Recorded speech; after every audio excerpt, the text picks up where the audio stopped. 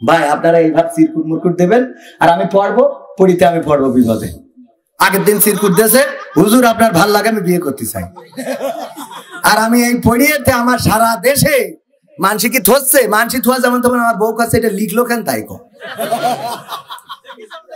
হ্যাঁ দেখেছেন না আমার বোর সাথে সে, আরে ভাই এই বোর কথা কলি পিম্পি করে কেন, সে আমি সে ঠিক করতে পারি, সে বুঝতেই পারছি না। আমি বলছি ভাই রে বাবুরে আমি জানি না রে, লিখেছে আমি তো কি আবার পড়বো, সাহস করে পড়বো। আসসালামু আলাইকুম।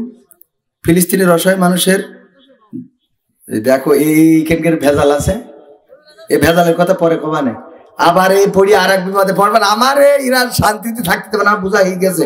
অন্তত মাহফিলটা শুরু করি, মাহফিলটা তো এখনো শুরু করা হয়নি, শুরু করবো তো শুরু করতে করতে তো শেষ হয়ে গেছে। আর 27 মিনিট আছে, থাকা যাবে 27 মিনিট। আমি মুসলমানের ঘটনাটা কেন বলি নিলাম, আমি যে আয়াতে কারিমা পড়েছি আপনাদের মনে আছে না? সূরা আল ইমরানের আল্লাহ রাব্বুল আলামিন বলছেন, ইয়া আইয়ুহাল্লাযীনা আমানুত্তাকুল্লাহ হাক্কা তুকাতিহি ওয়া লা তামুতুন্না ইল্লা ওয়া আনতুম মুসলিমুন। হে ঈমানদারেরা, তোমরা আল্লাহকে ভয় করো যেমন করে ভয় করা উচিত, আর ততক্ষণ পর্যন্ত মৃত্যুবরণ করো না যতক্ষণ পর্যন্ত না পূর্ণ মুসলমান আত্মসমর্পণকারী হতে পারো। কিন্তু সেই মৃত্যুবরণ মুসলমান হয়ে মৃত্যুবরণ করা লাগবে। কেমন মুসলমান? একটুখানি একটা উদাহরণ দিলাম, আরো অসংখ্য উদাহরণ দিতে পারবো। আপনি তো নেতা মানুষ, আপনার একটা ওয়াজ শুনাই যে আপনার কাজে লাগবে, এই ওয়াজটা আপনার খুব ভবিষ্যতের জন্য খুব ভালো লাগবে, বলবো। দেখেন এরকম ভালো মানুষের আপনারা যদি ভোট না দেন তাহলে লোক খেলা হবে না, মনে থাকবে ইনশাআল্লাহ। হ্যাঁ, আর আপনি যদি পাশ করেন আমার একটু দেখে রেখে, আমিন আমিন আমিন, আল্লাহ কবুল করুন, বলেন আমিন। এরা ভালো মানুষই তো দরকার। বাবা কালকে আমার মাহফিল কেশবপুর, আজকে বলতেছে যে হুজুর আপনি আসেন আমাদের প্লাস পয়েন্ট, মাহফিল নিয়ে কোনো ঝামেলা নেই। কেন বলছে আমাকে যে এমপি হয়েছে সেই এমপি আওয়ামী লীগের, কিন্তু 11 পাড়ার হাফেজ, কুড়ালের মাহফিল নিয়ে কোনো ঝামেলা নেই, বলছে যত পারো করো। তো সেই এমপি কুড়ালের হাফেজ হলে তো আমরাও তো তাকে চাই, কি ঠিক না বে ঠিক? আর নূহ নবীর কিস্তি আনলে তো কোনো কথা নেই। আমিন আমিন। দর্শন আছে না নাই? অথচ আমার যুবকেরা বিয়ে করে না, আবার অনেকেই বিয়ে করতে চায় কিন্তু বাবা মা বিয়ে দেয় না, বলে আগে প্রতিষ্ঠিত হও তারপরে বিয়ে করো। মাঝে মাঝে মাহফিলে গেলে প্রশ্ন দেয়, হুজুর গতকালকে নাকি গত পরশুদিনও, গতকালকেও কুষ্টিয়ার মাহফিলে রাত্রে প্রশ্ন দিয়েছে, হুজুর আমার বয়স 22 বছর, আমি বিয়ের উপযুক্ত, কিন্তু মা বাবা বলে প্রতিষ্ঠিত না হওয়া পর্যন্ত বিয়ে দেওয়া হবে না।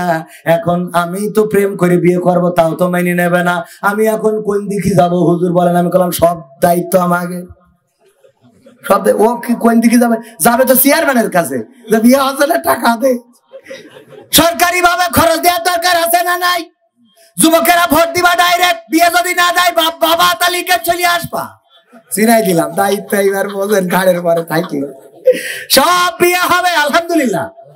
বিয়ে যদি বাড়ে ধর্ষণ কমবে, জেনা কমবে, পরকিয়া কমবে না? কমবে না।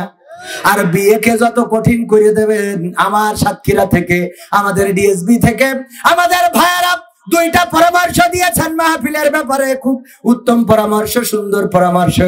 আমাকে বললেন কবির ভাই আপনার কাছে ফোন দিয়েছি, আপনি কি কবির বিন সামাদ? বললাম হ্যাঁ।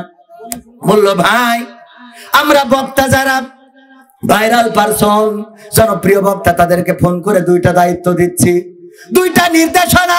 1 নম্বর নির্দেশনা হলো মা বোনদের মহিলা প্যান্ডেলে হাজার হাজার মহিলারা থাকে, সেখানে যেন কোনো পুরুষ 15 বছর বয়সের বেশি পুরুষ যুবকেরা যেন সেই মহিলা প্যান্ডেলে না ঢোকে, 1 নম্বর।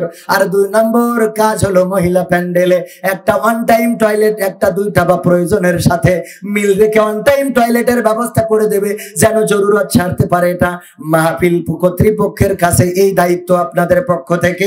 এটা যদি তারা পালন করে তাহলে দাওয়াত নিবেন, আর যদি পালন না করে নিবেন না। আমি বললাম সুন্দর সিদ্ধান্ত, ওয়েলকাম। এত সুন্দর সিদ্ধান্ত দেওয়ার জন্য ধন্যবাদ। আসলে এই সিদ্ধান্তগুলো নেওয়ার দরকার আছে না নাই?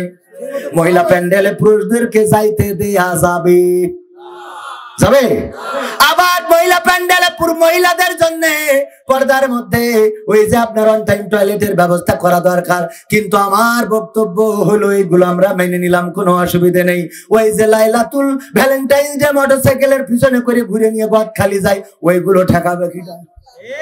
কথা কয় না, আছে না নাই? বিয়ে করা 18 বছরের আগে কোন মেয়ের যদি বিয়ে হয়, বাড়িতে আমাদের আইনের লোক চলে যায়, বিয়ে ভেঙে যায়, বাবাকে গ্রেফতার করে ধরে নিয়ে যায়, জরিমানা করে, কোনো আপত্তি নাই। কিন্তু ওই যে পার্কে পার্কে জুড়াই জুড়াই বসে থাকে, রমনা পার্কে জুড়াই জুড়াই ঘুরে বেড়ায়, নদীর পাড়ে ঘুরে বেড়ায়, এইগুলো ঠেকাবে কি ডারে? কথা কয় না। বৈধ কাজকে বন্ধ করে অবৈধ কাজ চলতে দেয়া হবে। বিয়ে যদি 18 বছরের আগে না করতে দেয়া হয়, তাইলে প্রেম করতে দেয়া হবে না। রাজি আছেন? কি হবে যুবক নামের বোঝা হয়ে এই ধরাতে, যেখানে মা বোনেরা ধর্ষিতা হয় দিনে রাতে। যৌবনের সার্থকতা ঘুষিবে সকল ব্যথা, যৌবনের সার্থকতা ঘুষিবে সকল ব্যথা। পারো যদি বলি দিতে মানুষ রূপী পশুটাকে, পারো যদি বলি দিতে মানুষ রূপী পশুটাকে, কি হবে বেঁচে থেকে অযথা বিদ্যা শিখে যদি না গড়তে পারি শোষণবিহীন সমাজটাকে? কি হবে বেঁচে থেকে?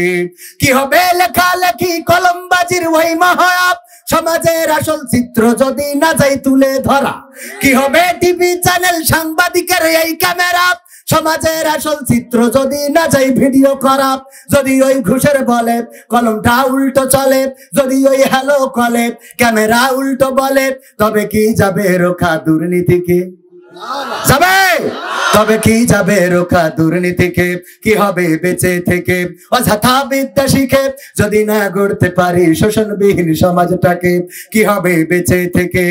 কি হবে নামাজি রোজা ইমানদারির ভয় করে কোরআনের কর্মী যদি আজও থাকে কারাগারে? কি হবে নামাজি রোজা ইমানদারির ভয় করে কোরআনের খাদেম যারা তারা যদি থাকে কারাগারে? মসজিদের কোণে বসে জিকির যত করো খুশি, মসজিদের কোণে বসে তাসবিহ যত টানো ঠেসে, এভাবে যাই না পাওয়া আল্লাহকে? যাবে? এভাবে যাই না পাওয়া আল্লাহকে? কি হবে বেঁচে থেকে অযথা বিদ্যা শিখে যদি না গড়তে পারি শোষণবিহীন সমাজটাকে? কি হবে বেঁচে থেকে?